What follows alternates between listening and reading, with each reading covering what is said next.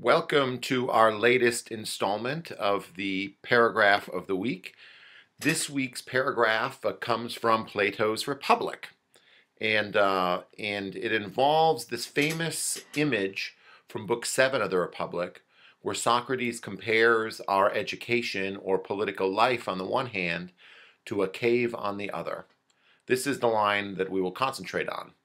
Next, then, I said, says Socrates, make an image of our nature in its education and want of education, likening it to a condition of the following kind. See human beings as though they were in an underground cave-like dwelling, with an entrance, a long one, open to the light across the whole width of the cave. They are in it from childhood, with their legs and necks in bounds. Okay, so let's take a look at this and kind of go through what the important parts of it are. All right, so this is an image, or as it's called elsewhere, an allegory of some sort. So each of the things in the cave will represent something in human life.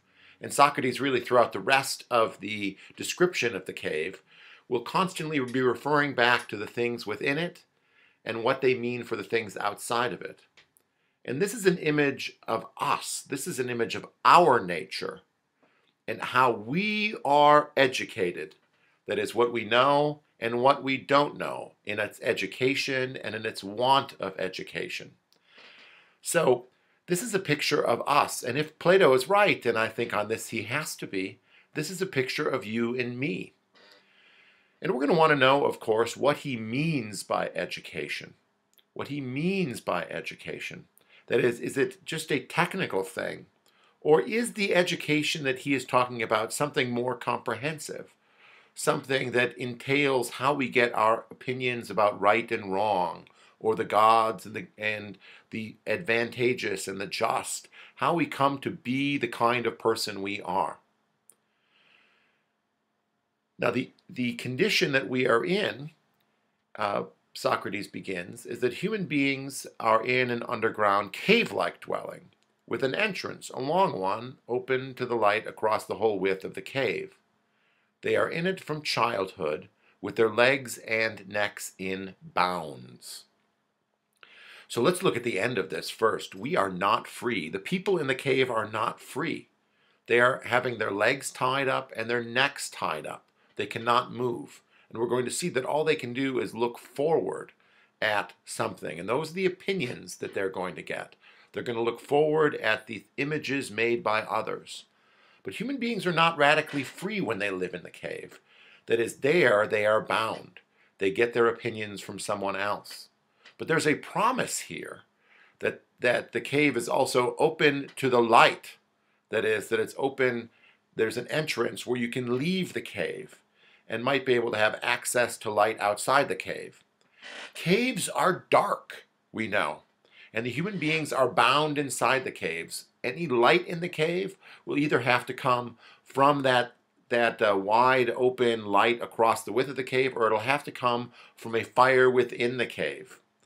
So the source of light, we see, will also be a question in the cave. For the citizens, those who are prisoners in the cave, to be able to see, they're going to be bound. They're not going to be able to look around. They're not going to be able to make their own light. So where does their light come from? Will have to be an important issue. And we're going to see that there's more than one source of light, pointing to more than one source of knowledge or source of our way of knowing right and wrong. But citizens, that is, most of the people, most of the time, are prisoners. That is, they're likened to prisoners. Citizens are unfree prisoners. Okay? So let's just summarize what we have seen here in the cave. The cave is a comprehensive view of education, that is, what is right and wrong, not just a technical matter, I think. You'll see this as you go through the rest of his treatment. The things within the cave are mostly man-made, but the things outside the cave are permanent natural things. And the opinions that we have as citizens come from maybe founders, from those who are not bound, who are not unfree, but rather who can bound about, who can give us our opinions, who can cast shadows, as we will see with the rest of the allegory. But most human beings, most of the time, are not free. They are prisoners. They are given opinions from others. We look forward to discussing these things in class and developing the allegory of the cave even further.